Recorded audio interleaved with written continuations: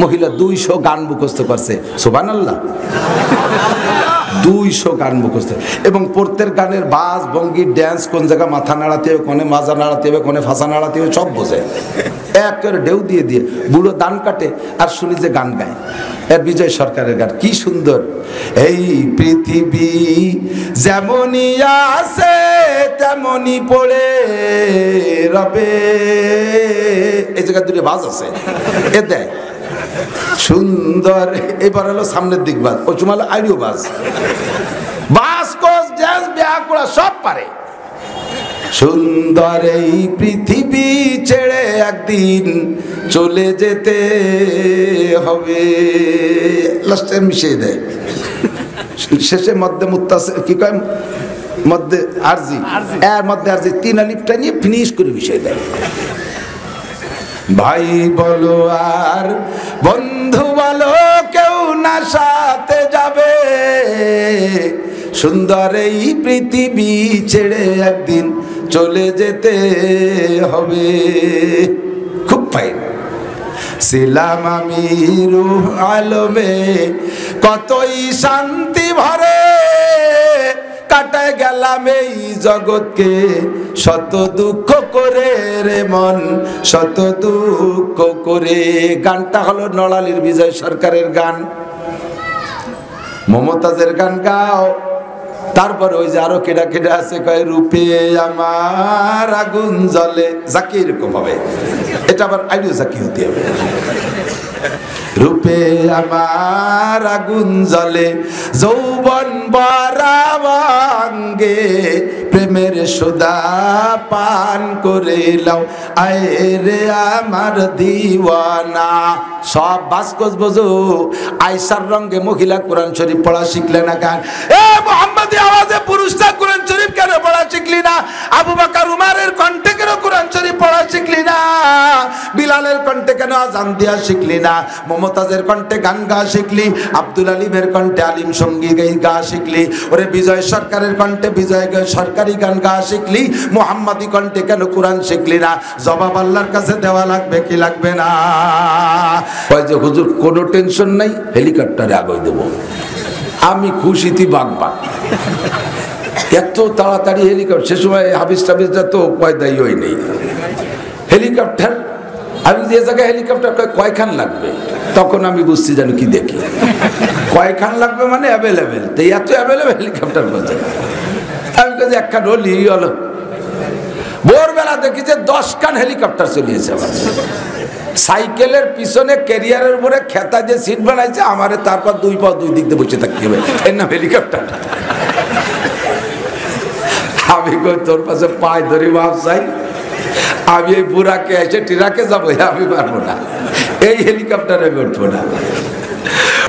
উঠার সাথে সাথে জজ সাহেব, উঠার সাথে সাথে জজ সাহেবের গলা ধাক্কায়, কয় পিছিয়ে যান, সামনের দিক পাইছেন, সামনের দিক পাইছেন, ওই পিছনের দিক ধাক্কায়। ওই ধাক্কা দেখে আমার বাসের মধ্যে 3-4 জন আমার হাত ছানি দিচ্ছে, আমার শ্রোতা চেনে, কিন্তু আমি ওই হেল্পারের গলা ধাক্কার ভয়তে সরি দাঁড়াইছি। কিন্তু উঠলিও ধাক্কাবেই, আমি যে কে আর জজ যে কে ও তো তা চেনে না। জজরে যখন এক ধাক্কা দিছে, সুপারভাইজার দেখছে, আমি উঠলে আমারও এক ধাক্কা, এই 2 জনের ধাক্কা খাইয়ে নিচে হয়ে যাচ্ছে। আর জজ সাহেব মিটমিটে হাসতেছে। জজ সাহেব তো কইতে পারে না যে আমি জজ, তুই গলা ধাক্কা লিখে, তাহলে অপমানি আরো বাড়িয়ে যায় না? উনি ধাক্কা খাইয়ে মিঠে মিঠে হাসতে হাসতে নিচে দিকে, আমিও ধাক্কা খাইয়ে যাইতেছি। 2 জনে আমারে, 2 যাত্রী উঠে আমার, একজন উঠে আমার সিট দিয়েছে, সুপারভাইজার জজ সাহেবের সিট বানাই দিয়ে এরপরে হেল্পারের কাছে আইছে। আমি দেখি যে কি কয়, হেল্পারের কাছে এসে কয় যে শয়তান, বাসের সময় ছেড়ে দিছে, শয়তান গলা পালি ধাক্কানো যায়। এই পিছে যারে ধাক্কাইছি উনি হলো আমাকে বক্তা মৌলানা নাসির সাহেব। বলে একটু লজ্জা পাইছে, ভয় পাইনি, আমি হুজুর মানুষ, আমি ওর কি এরবো। আগে যারে ধাক্কাইছি আমাকে গোপালগঞ্জের জজ, কইলেই ওর আত্মা কালাই গেছে। ও কয় ভাই আমার নামাজ, আমি পরের গাড়িতে আসতেছি, আমি এ গাড়িতে থাকতে পারছি। আবার ওই হেল্পার ড্রাইভারে উস্তাদ কয়, ড্রাইভারে হেল্পাররা কি কয়? উস্তাদ কয়। জজরে গলা ধাক্কায় আর ড্রাইভারে উস্তাদ কয়। ড্রাইভার একেবারে কিছু জানে, জম্মের বুতরা, সর্বোচ্চ 7.5 পাস, পুরো 7ও না। জজরে গলা ধাক্কায় আর ড্রাইভারে স্যার কয়, বস কয়, উস্তাদ কয়। এর পার্থক্য কারণ এটাই হলো ইন্নামা ইয়ারিবুজাল ফাদলা মিনান নাসে যাবুহু, যে যে জগতের মানুষ সেই জগতের সম্মানীরে সে সম্মান দিতে পারে। মাঝে মাঝে দোয়া করে আল্লাহ 2 দিন বৃষ্টি হলে একটু জিরাতে পারতাম, তাও আসছে না। ভালো বৃষ্টি ফাঁকে হয়েছে, তা সে বৃষ্টি মুড়ি ছাতি মুড়ি দিয়া তাও মাহফিল করা লাগছে, কোনো উপায় নেই। গতকালকে দিনের বেলা একটা, রাত্রে 2টা। আমি তো দুর্বল মানুষ, পারি উঠি না, স্বাস্থ্যের সাথে পারতেছি না।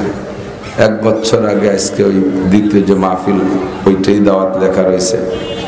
মৌলানা বজলুর রশিদ ভাই, মৌলানা আকরাম আলী সাহেব, 2 জন কিছুদিন আগে যাই আজকের মাহফিলটা আমার নামে নিয়ে আসছে বন্দর খোলায়। পরবর্তীতে বন্দর খোলার সাথে একটু প্যাস পড়ে কি জানি, আমি জানি না, আমি আজও পর্যন্ত জানি না যে এখানে মাহফিল। আমি বন্দর খোলার জন্য আসছি, এরপর আস্তে আস্তে দেখি মাহফিল এখানে। তো সময় যেহেতু কম, অল্প সময়ের ভিতরে আমাদের কাজ সেরে নিতে হবে।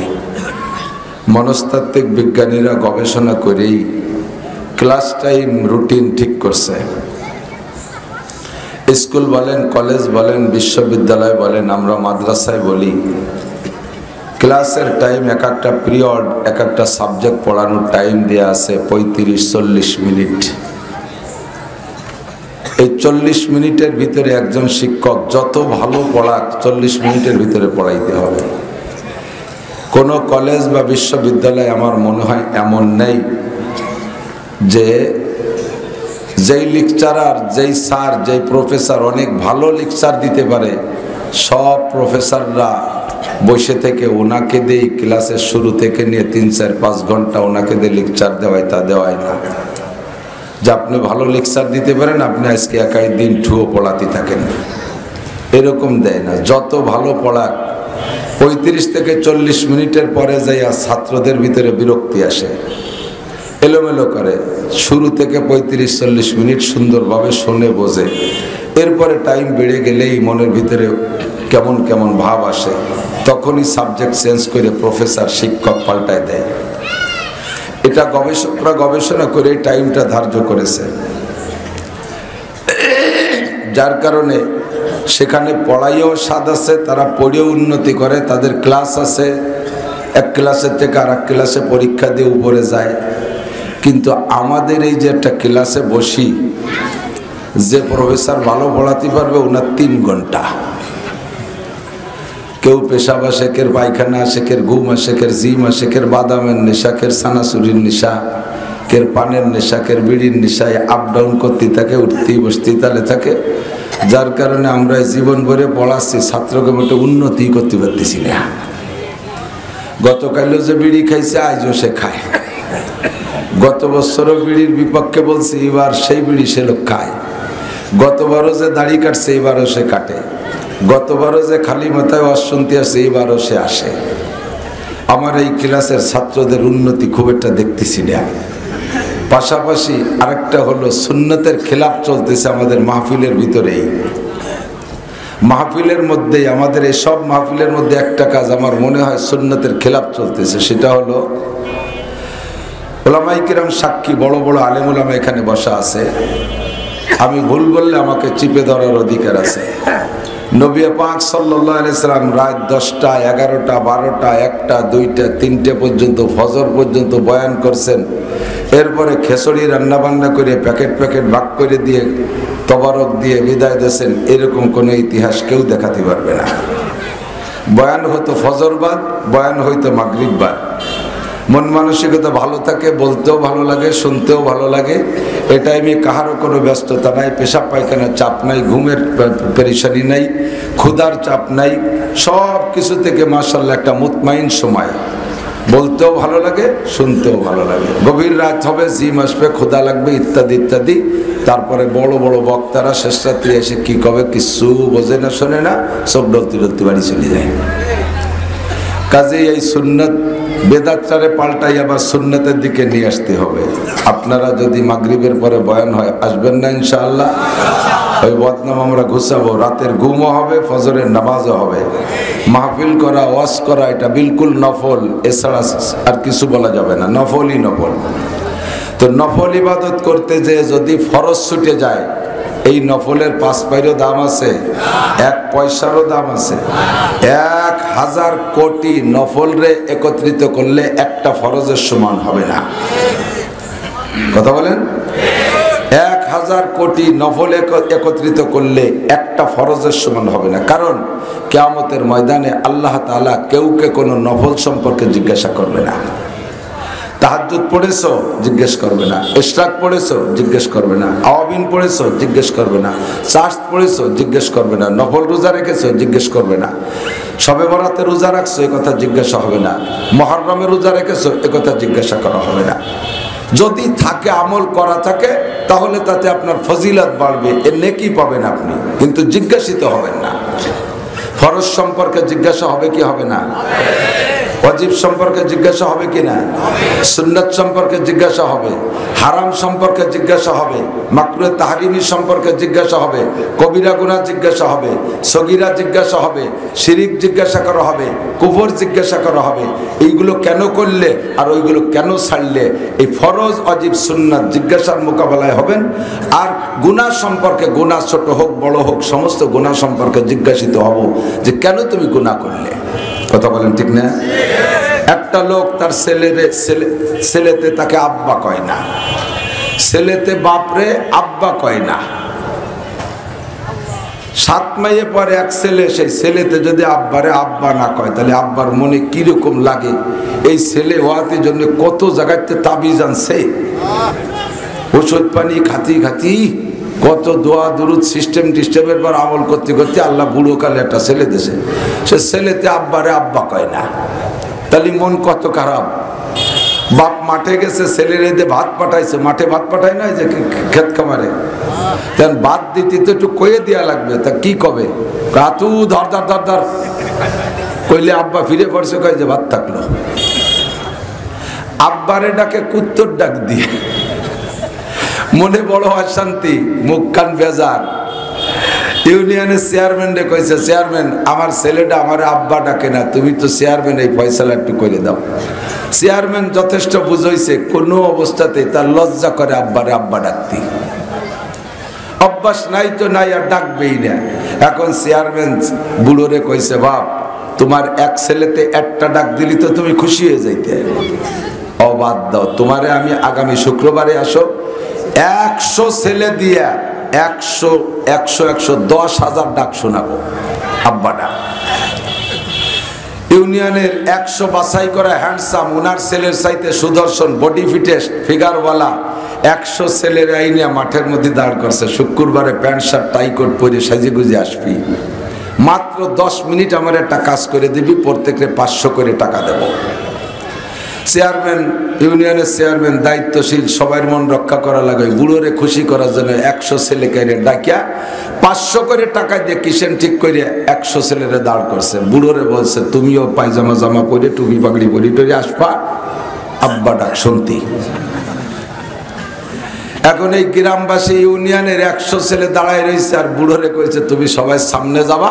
তাদের বলে দিয়েছে, বুড়োর দুটো বাজু ধরে, বাহু ধরে, কপালে একটা চুমো দিয়ে তসবি ধরে ওনারে 100 বার আব্বা কবা, 500 টাকা পাবা। ওরা কয় যে কোন বিপদে ফেলালো, আবার টাকাও 500, বেকার ভোলাপান 500 টাকা তো কম না, আর আব্বা কইলেই তো আব্বা হয়ে যাচ্ছে না, চোখ কান বুঝি আব্বা কয়ে দিয়ে টিসুলি দেবো টানি, অসুবিধে কি। এই বুড়ো যার সামনে যায় সেই 100 বার করে আব্বা ডাকে, বুড়ো হাসেও না, কাঁদেও না, নেদায়ও না, সেনায়ও না। এতে কি বুড়োর পরাণ করেনি?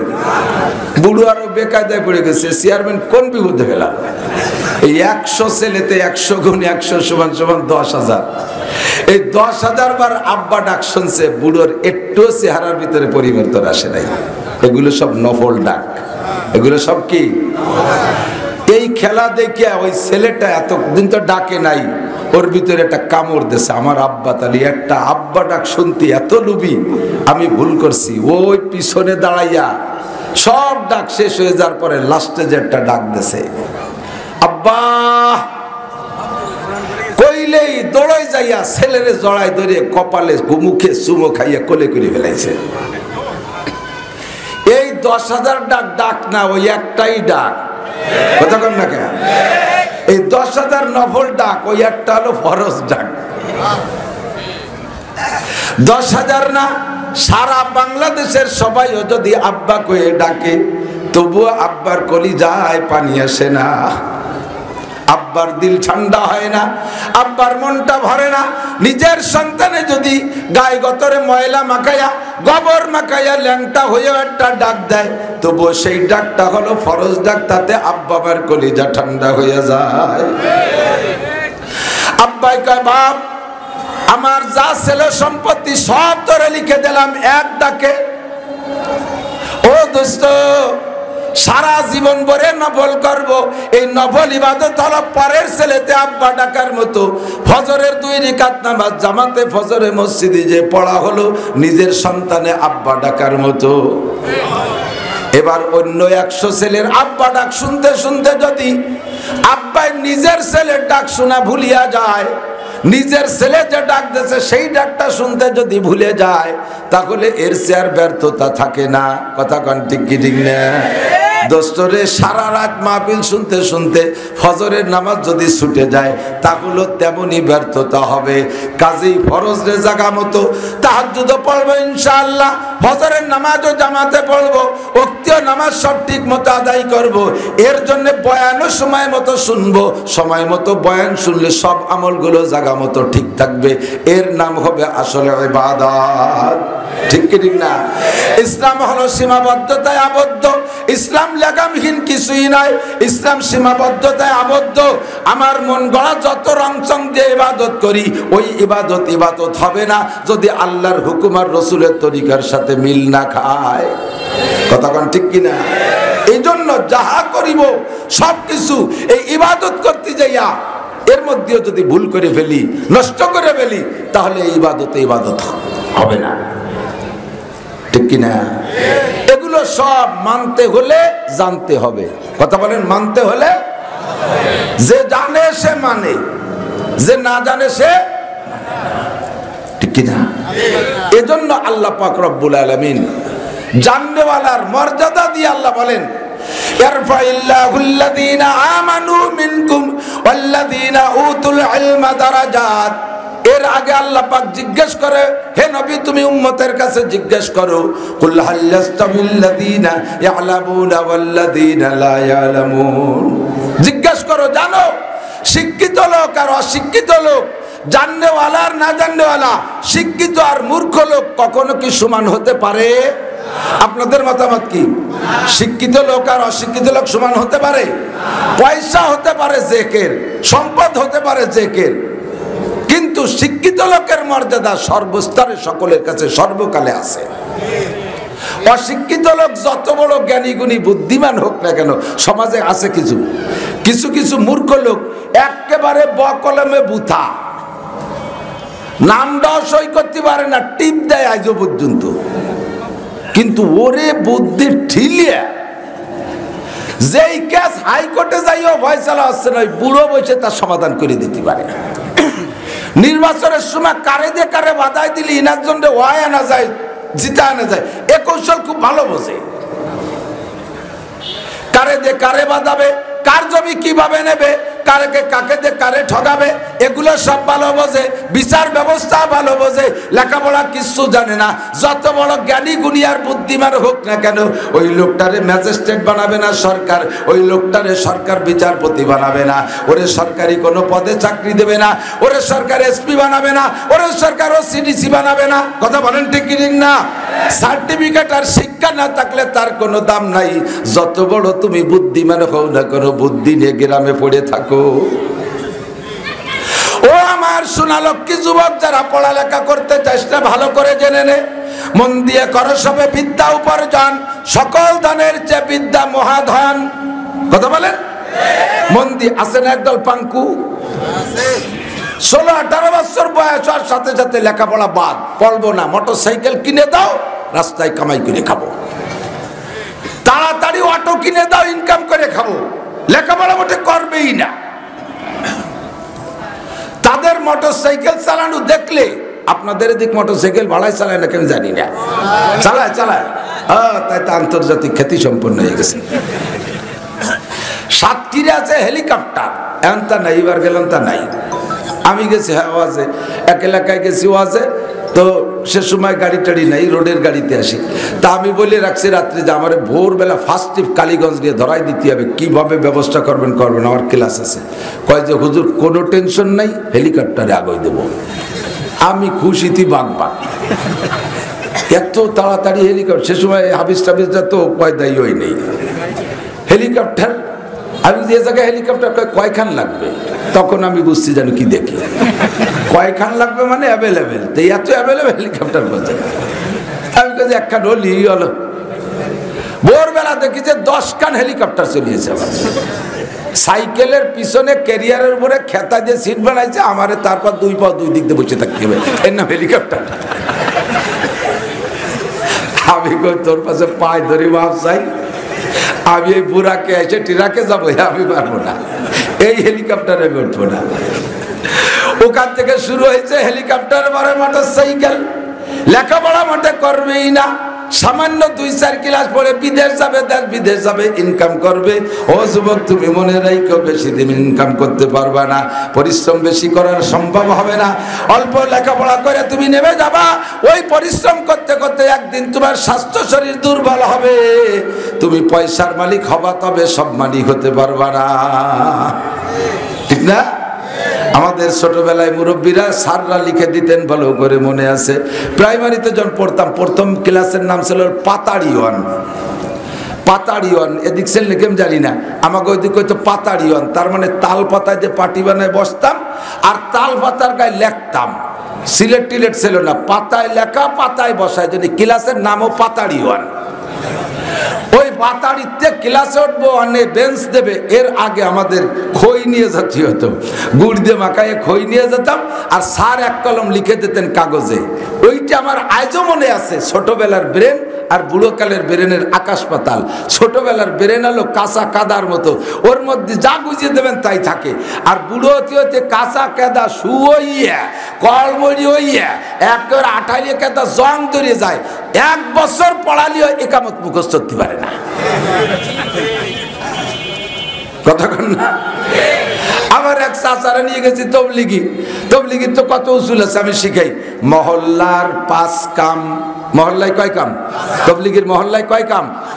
আমি কই মহল্লায় 5 কাম, উনি কয় মহল্লায় যাইয়ে কাজ কাম। মহল্লার 5 কাম, এক সিল্লে বইরে 5 কাম মুখস্থ করাতে পারলাম না। আমি কই 5 কাম, উনি কয় কাজ কাম। আর সেই 5 কাম বাদ দিয়ে কাজ কামই করে। ছোটবেলায় যা শোনা যায় তাই মনে থাকে। ছোটবেলার অনেক কবিতা আমার এখনো মুখস্থ আছে। ওই সময় লিখে দিয়েছিলেন, হে পাঙ্কু, যারা লেখাপড়া করতে চেষ্টা মনে রাখিস, মন দিয়ে কর সবে বিদ্যা উপার্জন, সকল ধনের চেয়ে বিদ্যা মহাদান, এই ধন নাহি কেউ নিতে পারে কেড়ে, যতই করিবে দান ততই যাবে বেড়ে। কতক্ষণ ঠিক না? মন দিয়ে করো সবে বিদ্যা উপার্জন, সকল ধনের চেয়ে বিদ্যা মহাদান, এর চাইতে বড় সম্পদ আর হতে পারে না, এই দান নাহি কেউ নিতে পারে কেড়ে। পকেটে 1 লাখ টাকা নিয়ে তুমি মার ঘাটে যাবা, রাস্তার বড় বড় ফাঁকা আছে, হাইওয়ে, বিশ্ব রোড, 4 লেনের উপরে, ওর ভিতরে কেউ না কেউ দাঁড়াইয়া তোমাকে ধম করে টাকাটা কেড়ে নিয়ে যেতে পারে। কিন্তু তোমার পেট ভরা যে বিদ্যা আছে, সারা দুনিয়ার ডাকাত একত্রিত হইয়া তোমার পেটের থেকে একটা অক্ষরও বের করে নিতে পারবে না। এই ধন নাহি কেউ নিতে পারে কেড়ে, যতই করিবে দান ততই যাবে বেড়ে। শিক্ষিত অশিক্ষিত কোনদিন সমান হতে পারে? আল্লাহ বলেন, কুল হাল ইয়াস্তাবিল্লাযীনা ইয়ালামুনা ওয়াল্লাযীনা লা ইয়ালামুন ইন্নামা ইয়াতাযাক্কারু উলুল আলবাব। আল্লাহ পাক বলেন, এই কথাকে অনুধাবন করে বুঝবে কারা? শিক্ষিত অশিক্ষিত সমান হতে পারে না, শিক্ষিত লোকের মর্যাদা বেশি। এই কথা বুঝবে কারা? যাদের জ্ঞান আছে। আল্লাহ কয়, আমি নিজেই সার্টিফিকেট দিয়ে দেই, ইয়ারফাইল্লাহুল্লাযীনা আমানু মিনকুম ওয়াল্লাযীনা উতুল ইলমা দারাজাত। যাকে আল্লাহ পাক ইলম দান করেছেন, যাকে আল্লাহ তাআলা জ্ঞান দান করেছেন, যাকে আল্লাহ তাআলা শিক্ষা দীক্ষা দিয়েছেন, তার মর্যাদা বেশি। জাগতিক শিক্ষায় শিক্ষিত হলেও জাগতিক মূর্খদের চাইতে তাদের মর্যাদা বেশি।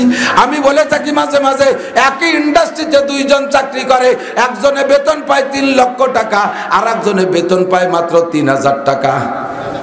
আছে না পার্থক্য? 3 লক্ষ টাকা আলার পরিশ্রম বেশি শারীরিক ভাবে, না 3000 টাকা আলার পরিশ্রম বেশি? 3000 টাকা আলা সকাল থেকে রাত 8টা পর্যন্ত বস্তা মাথায় করে ন্যায় আনে কুলিগিরি করে, ডেলি 100 টাকা, মাসে 3000 টাকা। রাতের বেলায় বাসায় গেলে বোঝা যায় না যে স্বামী আইছে না টাল কাতরা বেড়ে লাইছে, মহিলা টেরি পায় না কোন ফাঁকে হুটো একটা আলকাতরা টিন মাথায় আসছে, তার কোনা হুটো চেরায় পড়িয়ে সারা গা কালি কালি হয়ে গেছে। ওই অবস্থায় বাড়ি গেছে, মনে হয় যেন আলকাতরা বেড়ে লেছে। ওই কোম্পানিতে আর একজন চাকরি করে, তার বেতন 3 লক্ষ টাকা। যেই লোকটা 3000 টাকা কামাই করেছে, 16 কেজি টিন মাথায় করে, 16 কেজি টিন বহন করে। যেই লোকটা 3 লাখ টাকা বেতন পায়, ও তাহলে 5 মনে বেরেল মাথায় ওরে, ও আলকাতরায় হাতই দেয় না। এসি গাড়ি, এসি বাড়ি, এসি তার সবকিছু, পেশাব পায়খানার ভিতরে এয়ার কন্ডিশন, এসি অফিসের মধ্যে বৈশা গাড়িটা পার্কিং করে রাইকা হুইল চেয়ারের পর বসে থাকে, হাজিরা খাতায় দস্তখত করে মাথা একটু নিচু করে রুগা মুরগির মতো খানিক জিম ধরে বসে থাকে। ওই জিম ধরার ভিতরে পুরো ইন্ডাস্ট্রিজ মোতালা করে, ফিকির করে কোথায় কি আছে, সামনে কি করা যায়, এইগুলো ভাবে চিন্তা। এরপরে একটু কেক কোক, একটু পাইপ ইত্যাদি খাইয়ে দেয়া। প্রত্যেক সপ্তাহে 2-3 বার কয়, আই এম ভেরি উইক, আমি থাকতে পারতেছি না, অসুস্থ। শুধু হাজিরা খাতায় সই দিয়ে ভেরি উইক করে চলে যায়। মাসের 1 তারিখে 3 লাখ টাকা বেতন। কথা কন আল্লাহ। আর ওই লোক 16 ঘন্টা ডিউটি করে পায় 3000। পার্থক্য কোথায়? এই লোকটা বাংলাদেশের সব লেখাপড়া শেষ কইরা বাপের 5 বিঘে জমি বিক্রি করে চলে গেছে বিদেশে। ইটালির থেকে ওই বিষয়ের পর বিশেষজ্ঞতা অর্জন কইরা যখন বাংলাদেশে আসবে, বাংলাদেশ সরকারের সব জায়গা থেকে তাকে অনার করে। বড় বড় ইন্ডাস্ট্রিয়াল রাজাইয়া এয়ারপোর্টে তাকে পাজরাগড় গাড়ি নিয়ে, দামি গাড়ি নিয়ে তাকে ইস্তেকবাল অভ্যর্থনা জানাইয়া সব কোম্পানি কাড়াকাড়ি করে, আপনি স্যার আমাদের এখানে আসেন, আমরা দেব 3 লাখ, ওরা কয় 4 লাখ, ওরা কয় 5 লাখ, কাড়াকাড়ি লেগে গেছে। ও দোস্ত রে, পার্থক্য শুধু এই জায়গা, তুমি লেখাপড়া কিছুই করো নাই, জীবন ভরে কুলিগিরি করে খাবা। আর ওইটা মাত্র লেখাপড়া করছে, লেখাপড়া করতে করতে ছাত্র বয়সে মাথার চুলগুলো পড়ে গেছে। এ মাদ্রাসার ছাত্ররা মনে রাখিস, ছাত্র বয়সে পড়তে পড়তে মাথার চুলগুলো সব পড়ে গেছে। খরার মধ্যে গেলে বোঝা যায় না মাথা না পিতেলে বদনা, খরা রোদর মাথায় লেগে ড্রপ করে, চিকচিক করে। বুদ্ধিজীবী হয়ে বাড়ি আইছে, চুল পড়ে গেলে বুদ্ধিজীবী হয়। আবার কের চুল পড়ে বুদ্ধিজীবী না, বুদ্ধিজীবী মানে ওর বুদ্ধি মাথাতে জিব্বে চলে আসে, জিব্বে আসে বিলে বলে ওর নাম হলো বুদ্ধিজীবী। কি করতে কি কয় টের পায় না। আমার ছবি চাপড়ে তেতল হুজুর করে খেপায়। তাহলে এ বুদ্ধিজীবী মানে ওর বুদ্ধি মাথায় নাই, জিব্বে চলে আসে, মাথার থেকে বলদ হয়ে গেছে। কতক্ষণ ঠিক না? আল্লাহু আকবার। এর কারণে তার বেতন 3 লাখ টাকা। মাদ্রাসায় যারা পড়ো, ভালো করে পড়ো, ফাঁকি দিও না, চলে যেও না, ভালো করে লেখাপড়া করো, হক্কানি বড় আলেম হও। আল্লাহর রহমতে আল্লাহর দরজা খোলা আছে। মুফতি হও, মুহাদ্দিস হও, শাইখুল হাদিস হও। ছাত্র বয়সে অর্থের লোভ করো না, ভালো করে পরিশ্রম করে পড়ো। আল্লাহর রহমতে সময় মতো খাইয়ে সারতে পারবা না। সরবুনার পিসাব হাঁটা দেয়, পিছন দিয়ে মুরিদরা বস্তা বস্তা হাদিয়া নিয়ে দৌড়ায়, বস্তা ভরে টাকা দেয়। ফজলুল হক আমিনী, ফজলুল করিম চরমুনার পিসাব, শাইখুল হাদিস আল্লামা আজিজুল হক, আরো বহুত উলামায়ে কেরাম রেফারেন্সের নাম বলে সারতে পারবো না। আল্লাহর রহমতে ভাতের অভাব তাদের কেউ নাই। কতক্ষণ ঠিক না ঠিক না? সম্মানের অভাব নাই।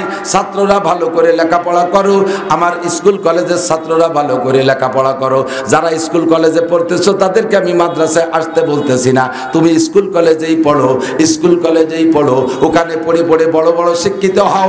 আমার জানা মতে একজন বিসিএস ক্যাডার পরের ঘরে সিং কাটে চুরি করে না, একজন ম্যাজিস্ট্রেট যায় পরের গাছের খেজুরের রস চুরিয়ে পাইয়ে খাইয়া যাইয়া টিলের মধ্যে মুতে থই না, একজন ডিসি যাইয়া পরের মুরগি চুরি করে না, একজন এসপি যাইয়া পরের মেয়েকে অপহরণ দর্শন করতে পারে না। আমার বুঝ মতে শিক্ষিত হইলে চাকরি পাও আর না পাও, কমপক্ষে শিক্ষার একটা আলো আছে, শিক্ষার আলোতে দেশটা আলোকিত হয়। শিক্ষিত মানুষ মারামারি গঞ্জাম করে না। দোয়া কেলরা নবাসদ কি নো পেকার, দোয়া কেলরা নবাসদ কি নো পেকার, নাদানায়ে সতীজত বর সবকসার, अगर दो जानबे दो जाहिलानान सत्य जिंजीरे राहम बगसेलानान। মানুষ হইলে কথা যে সমাধান করে চলে যায়, আর দুই দিকে দুই আনাড়ি হলে ওদের হাতে মোটা শিকল দিলেও টাইনি ছিঁড়ি ফেলে দেয়, ঠিক না? এই জন্য শিক্ষিত হন। এবার দোস্ত, কোন শিক্ষায় শিক্ষিতরে আল্লাহ সার্টিফিকেট দিলেন? আমি এই কথাটা বুঝাইতে চাই। দুনিয়ার সবাই মিলে একজনের সার্টিফিকেট দিয়েছে, আল্লাহ পাক তার সার্টিফিকেট দেয় নাই, নবী পাক তার সই করে নাই। আল্লাহু আকবার। ওই লোকটা আল্লাহ আল্লাহর রাসূলের কাছে শিক্ষিত না, ওই লোকটা আল্লাহ আল্লাহর রাসূলের কাছে বিশ্ববিখ্যাত মূর্খ। কথা কোন ঠিক না? তৎকালীন বিশ্ব নবীর জামানায় যারা বড় বড় পণ্ডিত ছিল, তার মধ্যে শ্রেষ্ঠ পণ্ডিত একটা নাম তার আমর, বাপের নাম হিশাম, নাম তার আমর ইবনে হিশাম। শিক্ষার গর্বে, শিক্ষার বদৌলতে সারা পৃথিবীতে প্রসিদ্ধ ছিল। একটা দেশ ছিল এই বর্তমানে এশিয়া মহাদেশ, যেটা মহাদেশ, এই এশিয়া মহাদেশ ছিল একটা দেশ। রাশিয়ার খুরাসান ছিল রাজধানী, আর এই যত টুকরো দেশ আছে এগুলো ছিল প্রদেশ। সে ছিল সৌদি আরবের, সৌদি আরব প্রদেশের গভর্নর, নাম আমর ইবনে হিশাম। শিক্ষার বলে তাকে সারা বিশ্ব থেকে উপাধি দিয়েছে আবুল হেকাম। আমার শিক্ষিত জনতা ভালো করে মনে রাখেন, শিক্ষার বলে, সার্টিফিকেটের বলে সারা বিশ্ব থেকে তার উপাধি দিয়েছে আবুল হেকাম। জ্ঞানীদের পিতা, বিদ্যাসাগর, পণ্ডিতের পণ্ডিত, ইঞ্জিনিয়ারের বাবা, ডাক্তারের বাবা, রাজনীতিবিদদের বাবা, সকলের বাবার বাবা, এত বড় শিক্ষিত। সব শিক্ষা আছে, সব সার্টিফিকেট আছে, একটা সার্টিফিকেট খালি নাই। সেই সার্টিফিকেট হলো কোরআন শরীফ পড়তে পারে না। জোরে কোন কোনটা? একটু কোন কোনটা? সব সার্টিফিকেট আছে, নাই শুধু কোরআন শরীফ। একটা সার্টিফিকেটের অভাবে আল্লাহ পাক রব্বুল আলামিনের পক্ষ থেকে নবীর জবানে বেরিয়ে গেল, তোর বস্তা বস্তা সার্টিফিকেট থাকা সত্ত্বেও তুই শিক্ষিত নয়, তোর নাম আজ থেকে আবু জাহেল। আবু জাহেল মূর্খদের বাবা, সারা পৃথিবীর সমস্ত মূর্খদের গডফাদার তুই। কথা কন? যত সার্টিফিকেট থাকুক ওর পাঁচ পায়েরও ভ্যালু আল্লাহর কাছে। ও দোস্ত, আপনারা যারা কোরআন শরীফ পড়তে পারেন, আমার গ্রাম্য বাবারা অশিক্ষিত, জেনারেল শিক্ষাও নাই, মাদ্রাসায় পড়েন নাই, কোনো মতে একটু কোরআন শরীফ পড়তে পারেন, আপনার সার্টিফিকেটে সই দিয়ে দিয়েছেন বিশ্বনবী মুহাম্মদুর রাসূলুল্লাহ সাল্লাল্লাহু আলাইহি সাল্লাম। খয়রুকুম, আমার সাথে পড়েন, খয়রুকুম মান তাআল্লামাল কুরআনা ওয়া আল্লামা। ছোট ছোট পোলাপান নুরানিতে পড়ে, শোনেন না? হাদিস শরীফ কি সুন্দর একটা টান দেয়। এক নম্বর হাদিস শরীফ, আকলিস দীনাকা ইয়াকফিকাল আমালুল কলিল। হাদিস শরীফের অর্থ তোমার ঈমানকে খাঁটি করো, অল্প আমলি নাজাতের জন্য যথেষ্ট হইবে। দুই নম্বর হাদিস শরীফ, খায়রুকুম মান তাআল্লামাল কুরআনা ওয়া আল্লামা। উলামায়ে কিরাম সাক্ষী দেবে, খয়ের ইসমে তাফজিলের সিগা। তরজমা কি? ইসমে তাফজিলের সংজ্ঞা কি? উলামায়ে কিরাম ওই সিগায় সিফাতকে ইসমে তাফজিল বলে যার ভিতরে মানায় মাজদারি সর্বোচ্চ পাওয়া যায়, যার উপরে আর নাই। অর্থাৎ শাব্দিক মূল তরজমাটা, অর্থটা যেটা যেই শব্দে সবচাইতে বেশি বহন করে তাকে বলা হয় ইসমে তাফজিল। এর মানে হলো খয়ের মানে সবচেয়ে ভালো। আপনারা একটু কোন সবচেয়ে ভালো বলেন? তরজমা সবচেয়ে ভালোর উপরে কে ভালো থাকে? কথা কন না কা? সবচেয়ে ভালোর উপরে ভালো থাকে। এ তালবি আলিমরা, আমার বড় লজ্জা লাগে, বড় কষ্ট লাগে। কওমি মাদ্রাসায় হাফেজ, মৌলানা, মুফতি এত সার্টিফিকেট নিয়ে ফাঁকে আবার যা একটু সুতা কালেকশন একটু দাখিল করিতে দিতে, একটু ম্যাট্রিক পরীক্ষা দিতি, ও বসছে যে হাফেজ যে কাজ হবে না এতে আমি ভালো হতে পারি নেই, মৌলানা যে কাজ হবে না এতে আমি ভালো হতে পারি নেই, মুফতি হয়ে কাজ হবে না এতে আমি ভালো কাজ করি নেই, এতে আমার কিচ্ছু হবে না, এতে আমার ভাত হবে না, এতে আমার রুজি হবে না, এতে আমার সম্মান হবে না, দুনিয়া করে এখানে আমার একটু ম্যাট্রিক পাসের সার্টিফিকেট লাগবে, পরে ওই জায়গা চলে দেখান সার্টিফিকেট কামাই করে। যেই ব্যক্তি মনে করলি যে কোরআনে আমার সম্মান বাড়াই নাই, কোরআনে আমার ভাত দিতে পারবে না, আল্লাহর রহমতে কোরআনে তোরে ভাত দেবেও না। কোরআন পড়ে তুই কোরআনের কারণ কোরআনের ওসিলায় তুই ভাতও পাবি না। আর যদি মনে করিস যে কোরআন পড়ে জিতছি, হাদিস পড়ে জিতছি, তুই খেয়েও শান্তি পারবি না। কথা কোন ঠিক না? আর আমার কাছে নগদে বহুত প্রমাণ আছে, যারা এই কওমি মাদ্রাসায় বেশ কিছুদিন পড়িয়ে মোটামুটি একটা অবস্থানে যাইয়া ফিরে মওলানাও হইয়া এরপরে ওই জায়গা সুতা কালেকশন করতে যায়, সুতা একখান পায় কিন্তু চাকরি পায় না। সরকারের ডাইরেক্ট কলেজ বিশ্ববিদ্যালয় পড়া হাজার হাজার উচ্চ শিক্ষিত মেধাবী ছেলে বিসিএস ক্যাডার পর্যন্ত চাকরি পাচ্ছে না। বস্তা ভরে সার্টিফিকেট ফিটি ঝুলইয়া ছানা বান্ধে ঘুরিয়ে বেড়াচ্ছে মুখ উঁচইয়া। তাকে সরকার চাকরি দিতে পারতেছে না, তোমার মতো আদাবিতে মৌলবীরে চাকরি দিবে না। সরকার এত দায় থাকছে, সরকার ভ্যাকান্সি খালি আছে, শেষমেশ ওগুলো কি হয় জানেন? ওগুলো দ্বিমুখী হয়ে যায়। এই ময়ূরীর পেখম খুব ভালো, ড্যান্স খুব ভালো, এই দেখে কাউও গেছে ময়ূরীর নাচ শিখতি, যে আমারে তো কেউ পছন্দ করে না, তা আমি একটু ময়ূরীর নাচটা শিখবো, ময়ূরীর আটা শিখবো। কতদিন ওইভাবে প্র্যাকটিস করছে, এই প্র্যাকটিস করতে যে ওর যে বুদ্ধি কাউর বুদ্ধি, ওই দিকে ময়ূরীর নাচন শিখতে পারে, তা শিখতে পারে নাই। ওই শিখতে যাইয়ে কতদিন সময় চলে গেছে, এই করতে করতে নিজের আটাও ভুলে গেছে। ওদিকে ময়ূরীর নাচন শিখতে পারে নাই, এদিকে নিজের হাঁটা ভুলে গেছে। এরপরে সে কিভাবে হাঁটবে টের পায় না। দেখেন কাকের হাঁটা কোন দিক, ও সোজা হাঁটে না, এর আইডিও লাভায়, এই আইডিও দিক লাভায়। ও নিজের হাঁটাও ভুলে গেছে, ময়ূরীর ডাক শিখতে পারে নাই। 15 বছর কওমি মাদ্রাসায় পড়ে যা শিখছিল সে ছাত্রও ভুলে গেছে। এরপরে যে সুতা কালেকশন করছে তাই দিয়েও কিছু করতে পারে না। সে আইডিও মোবাইল পায়, ওই অটো চালায় নাই, মোটর সাইকেল চালায় না, নসিমন করিমন আলম সাধু। এ জায়গার হেলপারি, ও জায়গার সুপারভাইজারি, ও জায়গার কন্ট্রাক্টারি, এই করে খায়। এলেমের মর্যাদা নষ্ট করেছিস। কথা কোন ঠিক না? আল্লাহু আকবার, ভালো করে মনে রাখবা।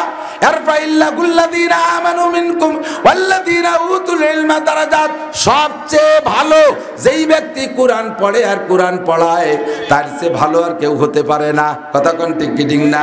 এ কথা স্বীকার করে আবার অন্য জায়গা যান।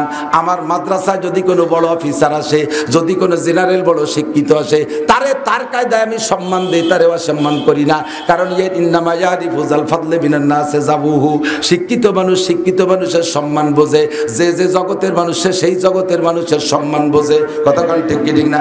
বাসে উঠবেন, আমি এই বাটিপাড়ার মোড়ে আইছি, বাটিপাড়ার মোড়ে এসে সে সময় গাড়ি গুড়ি নাই, ওয়াশ করে যেন কোন জায়গাতে আইছি সকালবেলা।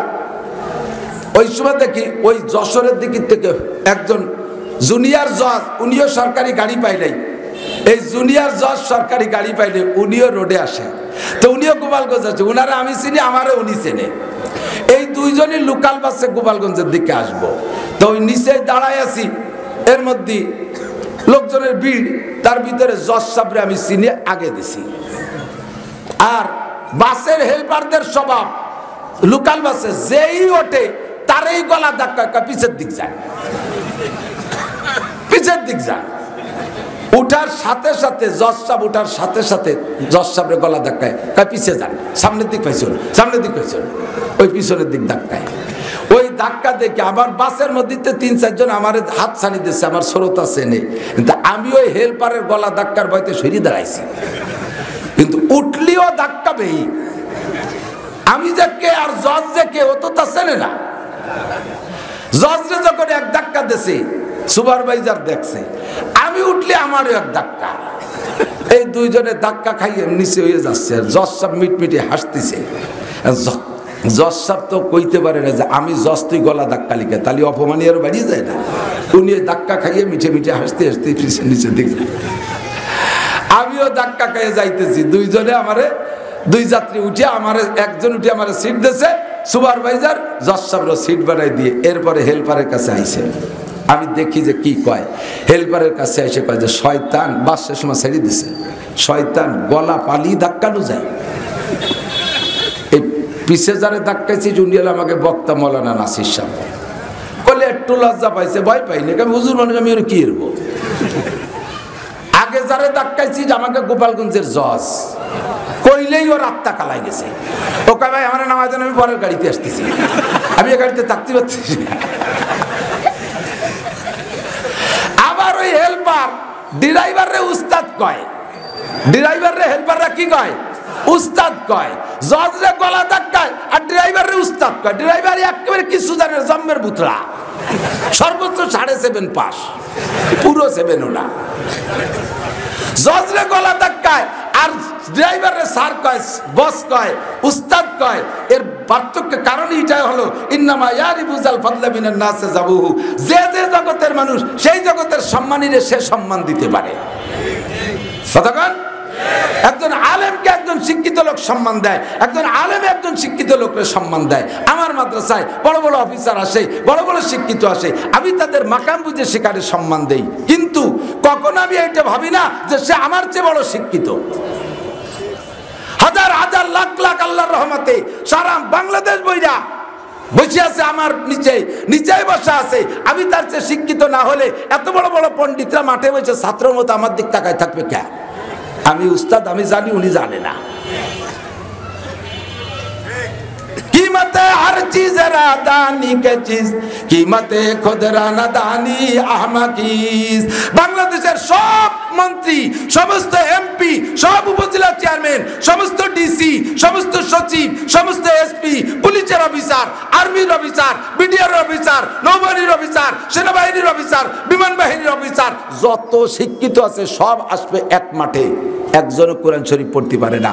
আর এই মাদ্রাসার একটা ছেলে চাক তাকায় উত্তর দিক, দেহে দক্ষিণ দিক, ঠ্যাং একখান খোড়া, স্প্রিং এর মধ্যে জাকি খাই গালি, মাথা 3 কোনা, গলা চাপা, ফাঁসা গোস্ত নাই, একটা মোটা, কিন্তু কোরআন শরীফ পড়তে পারে জম্মের সুন্দর, হালকা হালকা দাড়ি হয়েছে। এই জায়গায় সব কয়জন আসরে মাগরিবের নামাজ পড়বে, ওর মধ্যে কোনো সচিব এমপি একজনও কি যায় নামাজে সামনের যায় নামাজে যার সাহস আছে? এই খোড়াটা সামনে কাছে থাকতি, খোড়াটা থাকতি, সব কিছুর উপস্থিতিতে ওই খোড়াটারে সামনে দিছে। ওর সম্মান কে দিছে? অন্য কোন সার্টিফিকেটে নাই। আল্লাহ তাআলা তাকে একটা সার্টিফিকেটের সামনে নেছে, সেই সার্টিফিকেট হলো কোরআনের সার্টিফিকেট। কথা বলেন ঠিক কি ঠিক না?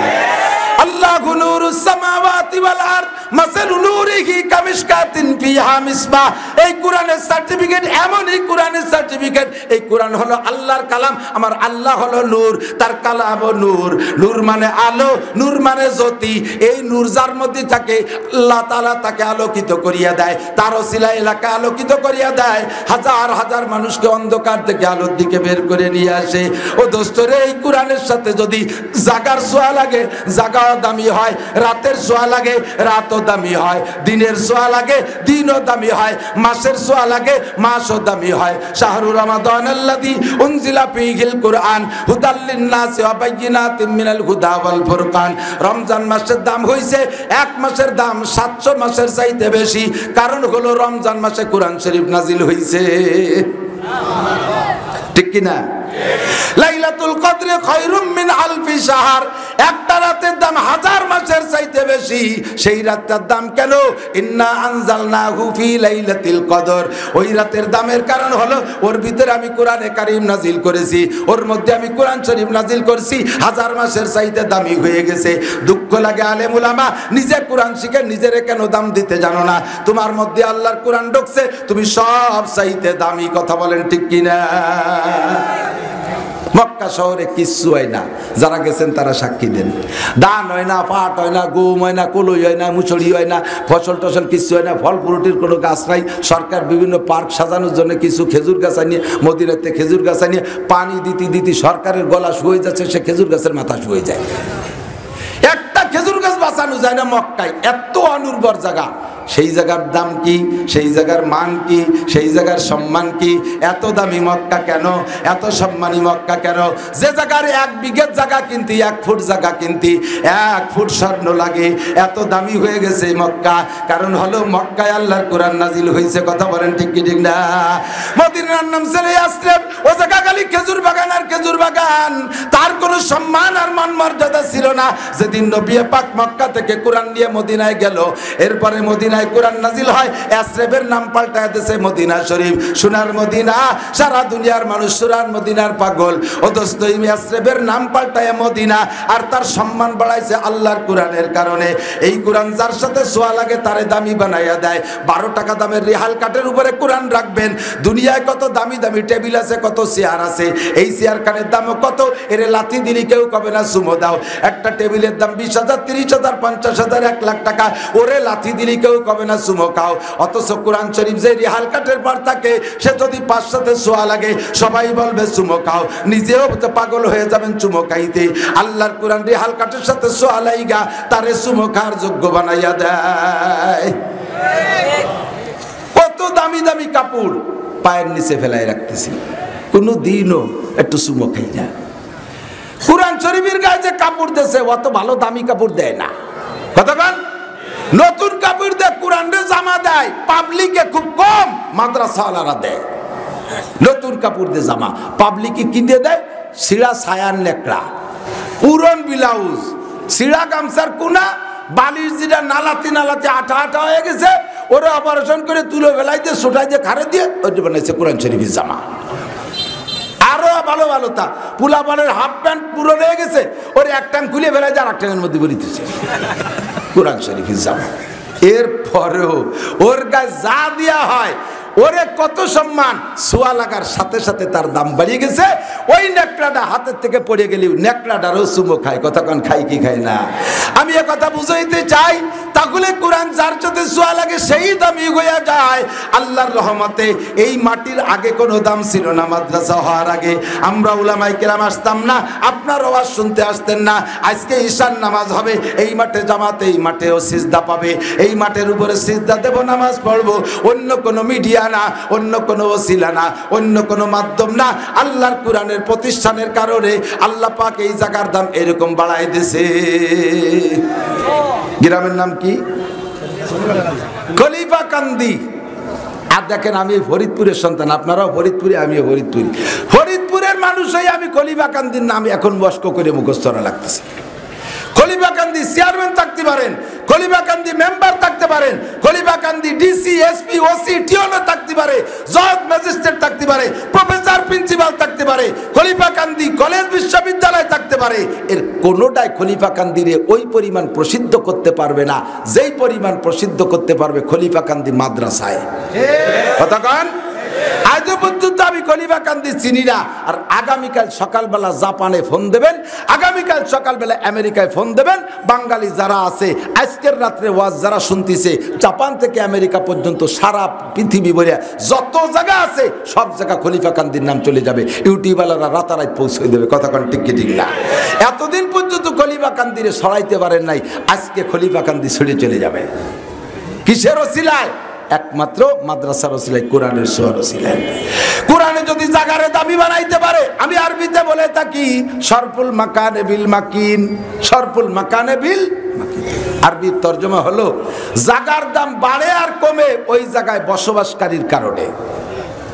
এক গ্রামে 5,000 লোক আছে, নরমাল মানুষ, ভালো মন্দ সব রকম আছে, কিন্তু একটা লোক আন্তর্জাতিক খ্যাতি সম্পন্ন চোর।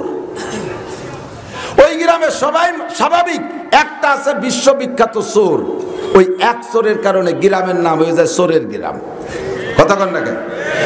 ওই গ্রামে মাইয়া দেওয়া যাবে না, ওই গ্রামের মাইয়া আনা যাবে না। এক গ্রামে সব কৃষক, একটা লোক আছে বিচারপতি, একটা লোক মাত্র বিচারপতি। ওই এক লোকের কারণে গ্রামের দাম বেড়ে যায়। আমার ফরিদপুরে কতটা আছে, ফরিদপুরের দাম বাড়াইছে হাজী শরিয়তুল্লাহ রহমাতুল্লাহ আলাইহি, ফরিদপুরের দাম বাড়াইছে মুজাহিদে আজম আল্লামা শামসুল হক ফরিদপুরীর ওসিলায়। কথা বলেন ঠিক কি না? ও দোস্ত, এই একটা একটা মানুষের কারণে দাম। কত দাম আমরা তো বুঝি না। কদরে নিয়ামত বাদে জাওয়াল। আমিও হজে গিয়েছি, আমিও যে একটা ঘটনার সম্মুখীন হয়েছি। আর আমি যখন দাওরায়ে হাদিস পড়ি গহরডাঙ্গায়, তখন আমার বরিশালে হুজুর হযরত মাওলানা আব্দুল মুক্তাদির সাহেব হুজুর রহমাতুল্লাহ আলাইহি, উনি বলতেছিলেন সদর শাহ হুজুরের একটা ওয়াকিয়া। কয় পাকিস্তান থাকতে শেষ বছর যুদ্ধ শুরু হওয়ার আগের বছর বরিশালের হুজুর হজে গেছে। হজে গিয়ে দেখে মসজিদে মানে কাবা শরীফের পাশে যে বড় মসজিদ, মসজিদে হেরেম, এই হেরেম শরীফের ভিতরে একটা অন্ধ মুফতি, নাম তার আব্দুল্লাহ বিন বাজ রহমাতুল্লাহ আলাইহি। এই অন্ধ মুফতি জন্মগত অন্ধ, আল্লাহ তাআলা তাকে কি এলেম দিয়েছে, হেরেমে বইসা চার মাযহাবের সমস্ত মাসআলা মুখস্থ অ্যানসার দেয়।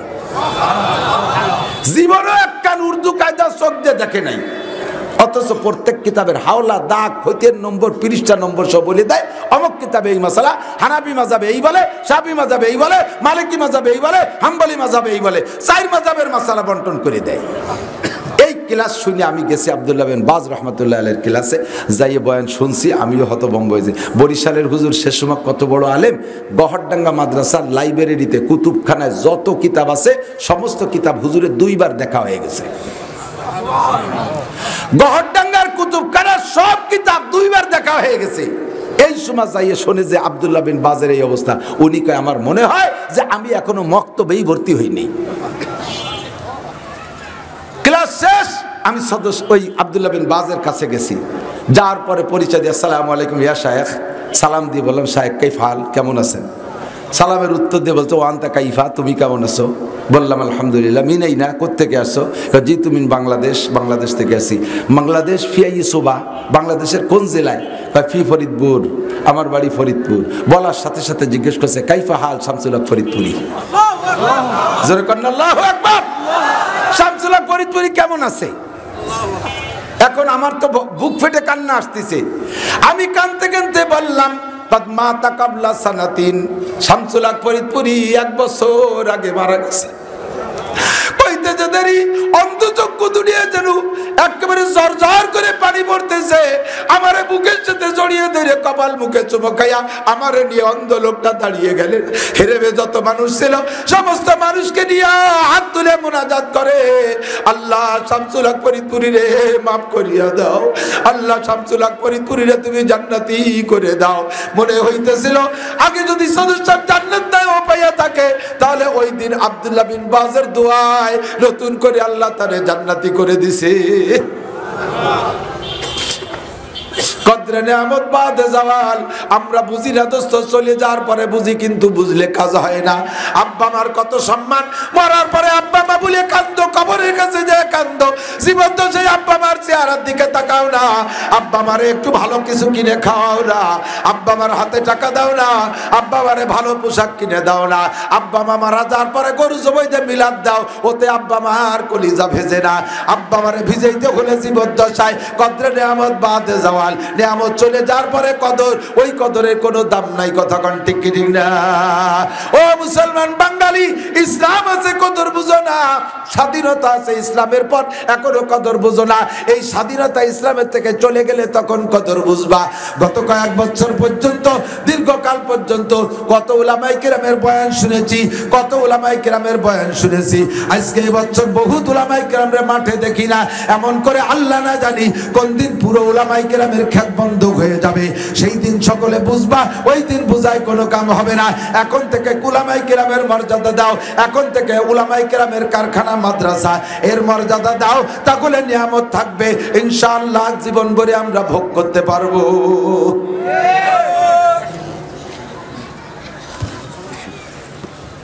শরফুল মাকান বিল মাকিন, বসবাসকারীর কারণে বসবাসস্থ স্থানের দাম বাড়ে। আমি মিসালে বলে থাকি বুঝানোর জন্য, 2টা বোতল কিনছেন প্লাস্টিকের, 1 টাকা 1 টাকা দামের 2টা বোতল। এক বোতলে 1 লিটার পানিও ধরে, 1 বোতলের মধ্যে 1 লিটার কেরোসিন তেল ঢুকাইছেন, কেরোসিনের দাম 80 টাকা, বোতলের দাম 1 টাকা, সব মিলে 81 টাকা, নাকি বলেন? আর একটা বোতলে 1 টাকা দামের 1 লিটার ধরে, তার মধ্যে ঢুকাইছেন 1 কেজি ঘি। কি ঢুকাইছেন? ঘি। ঘির দাম 1500 টাকা। একই 1 টাকা দামের বোতল, এটা হয়েছে 81, ওটা হয়েছে 1501 টাকা। পার্থক্য কি? ওর মধ্যে যে বসবাস করে সে যাইয়ে দাম বাড়াইছে আর কমাইছে, ঠিক কিনা? 3 নম্বর আর একটা বোতল নেছেন, তার মধ্যে পেশাব করে ভরি তুইছেন। 1 বোতলে 1 লিটার কেরোসিন তেল, আর 1 বোতলে 1 লিটার ঘি, আর 1 বোতলে 1 লিটার পেশাব। পেশাব ঢুকাইছেন যে বোতলে, ওই বোতলের দাম কয় টাকা আপাতত? যে টাকা দিয়ে বোতল কিনছিলেন সে টাকাও মায়ের, ও এক টাকারও দাম নাই, ওটাও বাতিল, ও পেশা বোতলের জীবনে কাজে লাগাবে না, ঠিক না? তাহলে 3 বোতলের একটার মধ্যে পেশাব ঢুকাইয়া বোতল বাতিল করে দেছো, আর একটার মধ্যে কেরোসিন, আর একটার মধ্যে ঘি। দোস্তরে, যত গোটা দুনিয়ার ভিতরে ইসলাম ছাড়া, মুসলমান ছাড়া, আর যত মুসলমান ছাড়া যত বোতল আছে সব বোতল 3 নম্বর বোতল। এবার মুসলমানদের মধ্যে 2 বোতল, একটা বোতলের মধ্যে matric, IA, BA, MA, BCS, ডাক্তারি, ইঞ্জিনিয়ারিং এইগুলো ঢুকছে। ওই বোতলটার দাম মাত্র 81 টাকা, কারণ ওই বোতলের পণ্য কবরে যাওয়ার পরে চলে না। কোন কোরআন হাদিসের মধ্যে নাই খৈরুকুম, কি বলা হয় তোমাদের ভিতরে ওই ব্যক্তি সবচেয়ে ভালো, খৈরুকুম মান কানা আইএ পাস, খৈরুকুম মান কানা বিএ পাস, খৈরুকুম মান কানা ইঞ্জিনিয়ার, এরকম কোন হাদিস নাই। আল্লাহ নবী বলেন খৈরুকুম মান তাআল্লামাল কুরআনা ওয়া আল্লামা। ভুল বুঝবেন না, তবে কেরোসিনের বোতলে একেবারে ফেলাইলে না। যখন কারেন্ট না থাকে তাহলে কেরোসিন দিয়ে বাতি জ্বালানো লাগে, কারেন্ট না থাকলে কেরোসিন লাগে, ডিজেল লাগে, এজন্য একেবারে ফেলাইলে না। সে বোতলও আপনি হাতে রাখবেন, তবে দোস্তরে বোতলটারে দামি বানাইতে হবে ঘি ঢুকাইয়া। অ্যানিম্যাল এভরিবডি, এখানে যারা আছেন বসা পাবলিক, কৃষকের, সাধারণ পাবলিকের চেহারা দেখলে আমি বুঝি আল্লাহর রহমতে কে কোরআন শরীফ পড়তে পারে আর না পারে, কাঠটা শুদ্ধ না শুদ্ধ, ও চেহারা দেখলে টের পাই। কারণ আজ 25 বছর পর্যন্ত এই ওয়াজের ব্যবসা করতেছি, যে যার ব্যবসা করে সে তার মাল দেখলি চেনে, কথা কন না কেন? এবং সেই জাতীয় কাস্টমারের দিকে নজর। মুসির দোকানের সামনে দিয়ে হাঁটিয়ে যাবেন, ও জীবনে আপনার মুহির দিক তাকাবে না। জুতো পালিশ করে যারা মুসি, ও কোন দিক তাকায়? পায়ের দিক তাকায়। ডাক্তারের দোকানের সামনে দিয়ে যাবেন, ডাক্তার আপনার পায়ের দিক তাকাবেন, আপনার মুখের দিক তাকাবে। মুখ দেখলে টের পায় যে রুগী না সুস্থ, কথা কন? আল্লাহ, কেরোসিনের দোকানে যাবেন, ও জায়গা আপনার মুখের দিকেও তাকাবে না, পায়ের দিকেও তাকাবে না, হাতের দিক তাকাবে যে বোতল আছে নাকি। এই ব্যবসা করে বুঝি। ভালো করে মনে রাখবেন পর্দার আড়ালের মা বোনেরা, নামাজ ছাড়া কিয়ামতে উপায় নাই, নামাজ ছাড়া উপায় নাই। আউয়ালু মা ইউহাসাবু বিহিল আবদু ইয়াওমাল কিয়ামাতিস সালাহ, কিয়ামতের মাঠে সর্বপ্রথম জিজ্ঞাসা হবে কিসের? জোর হলো না? সবাই কইতে হবে, পিছনে কয় না জোর হলো না, আরো জোরে। কেন পড়াইলাম? মা ইয়ালফিজু মিন কাউলিন ইল্লা লাদাইহি রাকিবুন আতীদ। মুখ দিয়ে বের করার সাথে সাথে লেখা হইয়া গেছে।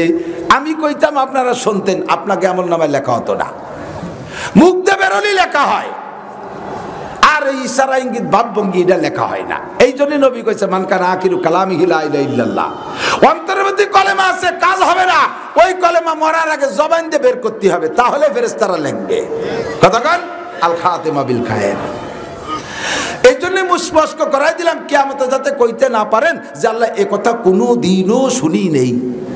কাউর মতো কাউ ওই খাইয়ে দাইয়ে মুখ মশে, কিসি মশে, ওর কি টিস্যু পেপার আছে নাকি, ওর ব্যাসিং আছে নাকি, মুখ ধোয় যাইয়ে গাছের সাথে ডালের সাথে এই ভাষা ডালেও ভাষা কিচ্ছু খাইনি কোনোদিন।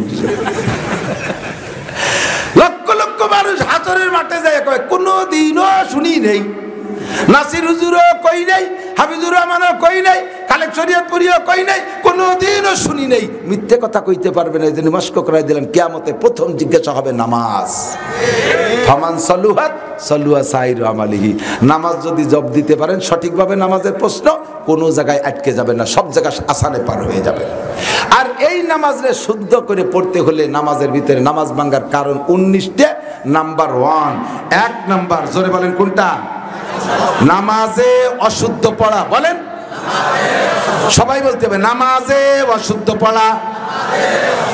এটাও মস্ক করাই দিলাম, লেখা হয়ে গেল। আমার আর বাদাতি পারবেন না, কিয়ামতে আটকাতে পারবেন না। এই অশুদ্ধ কিরাত থেকে শুদ্ধ কিরাত পেটের মধ্যে কোরআন শরীফ ঢুকাইয়া আপনি 1501 টাকা দামের বোতল হতে হবে।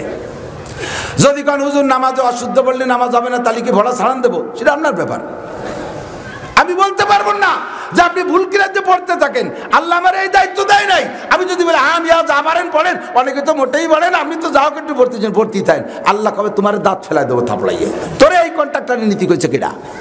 তুই কড়াভাবে কই আসবি যে হবে না, সেটা যা হবে হবে, আমি বুঝবানি। অশুদ্ধ কিরাতে নামাজ হবেই না, কথা বলেন। যা পড়ছেন কিচ্ছু হয় নাই। আমি 1000 কোটি বার বলবো, অশুদ্ধ কিরাতে মহিলা পুরুষ যারা নামাজ পড়ছেন কিচ্ছু হয় নাই। একটুক সুযোগ আমার কাছে আছে, অল্প একটু সুযোগ আছে, সেটুক হলো আজকের থেকে প্রতিজ্ঞা করেন পেটের মধ্যে 1500 টাকা দামের ঘি ঢুকাবো, যেই কোরআন দিয়ে ওমরের মতো কাফের দামি হয়েছে, যেই কোরআন দিয়ে 1.25 লক্ষ কাফের সাহাবি হয়েছে, সেই কোরআন আমার পেটের মধ্যে ঢুকাবো। আগামীকালে আমি কায়দা কিনে নিয়ে মাদ্রাসায় ভর্তি হব, আগামীকালে আমি মসজিদের ইমামের সাহেবের কাছ থেকে পড়া শুরু করব। এই বলে কালকেই যে কায়দা একখান কিনে নিয়ে বিসমিল্লাহকে শুরু করে দেবেন। শুরু করছেন সকালবেলা, বিকেলে আপনি মরে গেছেন, ভর্তি পারেন নাই। বিগত জীবনের সমস্ত ভুল নামাজে আল্লাহ তাআলা শুদ্ধ করে আমল নামায় ভরে দেবে। এই একটা অফার আছে, আমি এছাড়া দিতে পারবো না। ভুলকে শুদ্ধ করে আমল নামা ভরার জন্য এক করে আপনার প্রস্তুতি নিতে হবে। মহিলারা বসে বসে ঘন্টার পর ঘন্টা টেলিভিশন, স্টার জলসা, জি বাংলা, এত বড় বড় মোবাইল, ওরে বাবারে মোবাইল, এই বড় বড় মোবাইল কিনে তার ভিতরে ফেসবুক, ইউটিউব, ল্যাংটা ছবি, উলঙ্গা ছবি, জেনার ছবি, যত যা আছে সবকিছু মহিলারা বসে বসে দেখবে। কর্মকাণ্ড সংসার থেকে রিটার্ন, কোনো কাজ কামে দাঁত দাঁড়বে না। আগের মহিলারা হাঁড়ি পাতিলে রান্না করতো চুলায়, এখন সব হয়ে গেছে গ্যাসে। গ্যাসের রান্না খাতি খাতি পেটও গ্যাস সিলিন্ডার হয়ে গেছে। প্রেসার কুকারে তরকারি, রাইস কুকারে ভাত, কারেন্টের চুলার ভিতরে সবকিছু, লাকড়ি লুকড়ি কিছু লাগে না, খেতা সেলাই করা লাগে না, 150 টাকা দামের কম্বল, বালিশের রসার সেলাই করা লাগে না, কোনো তা কিছু লাগে না, ল্যাপ কিনা লাগে না, কিনে আনলে হয়ে যায়। সবকিছু থেকে রিটার্ন। সময়টারে কাজে লাগাবে কোন জায়গায়? টেলিভিশন, পিসিআর আর ফেসবুকের ভিতরে।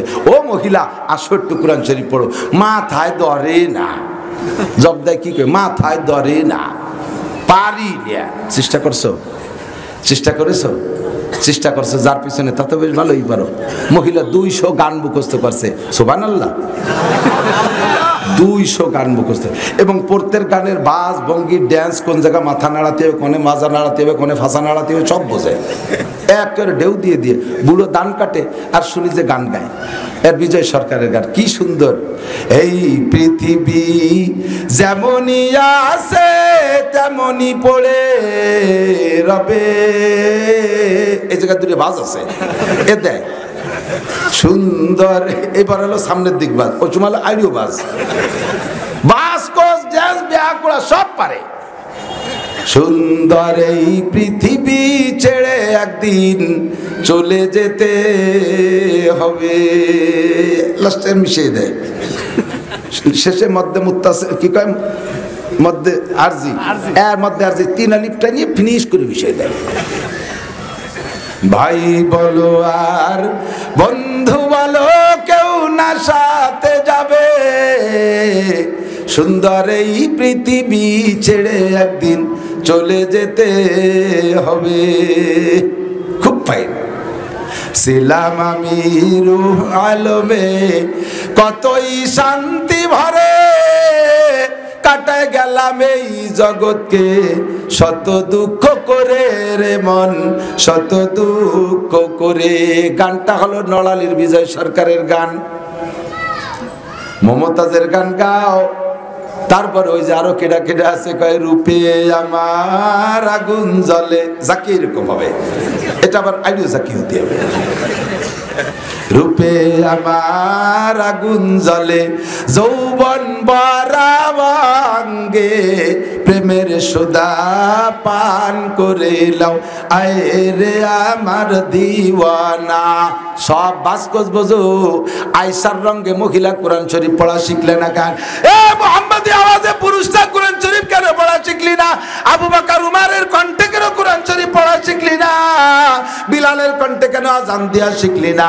মমতাজের কণ্ঠে গান গা শিখলি, আব্দুল আলিমের কণ্ঠে আলিম সঙ্গীত গা শিখলি, ওরে বিজয় সরকারের কণ্ঠে বিজয় সরকারি গান গা শিখলি, মুহাম্মাদি কণ্ঠে কেন কোরআন শিখলি না? জবাব আল্লাহর কাছে দেওয়া লাগবে কি লাগবে না? অশুদ্ধ কোরআন দিয়ে নামাজ হয় না। 1 টাকা দামের বোতলটারে যদি 1501 টাকা বানাইতে যান, দুনিয়ার কোনো শিক্ষায় দামি বানাইতে পারবে না একমাত্র আল্লাহর কোরআনের শিক্ষা ছাড়া। কথা বলেন ঠিক কি ঠিক না? ও বন্ধুরে, আমি ঠকে গেছি, ঠকছি, কিন্তু আমার সন্তানরে ঠকতে দেব না। স্কুলে পড়ান, কলেজে পড়ান, বিশ্ববিদ্যালয়ে পড়ান, পাঠাই দেন আমাদের মাদ্রাসার নুরানিতে। জীবনের শুরুতে 6-7 বছর বয়সে নুরানিতে পাঠাই দেন। এখান থেকে ক্লাস 5 পর্যন্ত পড়াই দেবে। ওর লেখার মতো কলেজের ছেলেরাও লিখতে পারে না, বিশ্ববিদ্যালয়ের ছেলেরাও লিখতে পারে না। মাদ্রাসার ছেলেরা, নুরানির পোলাপান ছেলে মেয়েরা যে সুন্দর লেখে, বোর্ডের ভিতরে যে সুন্দর লেখে, আমি মুফতি মুহাদ্দিস সৈয়দ শাইখুল হাদিস ওইরকম লিখতে পারি না, এত সুন্দর লেখা শিখিয়ে দেয়। ওই যে এখান থেকে 5 পাস করে যাবে, হাই স্কুলে যাওয়ার পরে দেখবেন ওইটা হাই স্কুলে 1 নাম্বার হবে। মাদ্রাসার ভিতরে কোনো টিউশনি আর প্রাইভেট পড়াপড়ি নাই। উস্তাদরা 24টা ঘন্টা বসে বসে হাতের কলমে একেবারে মুখে মুখে পড়ায় দেয়। যা পড়ায় তা আমল আবার প্র্যাকটিস করায় দেয়।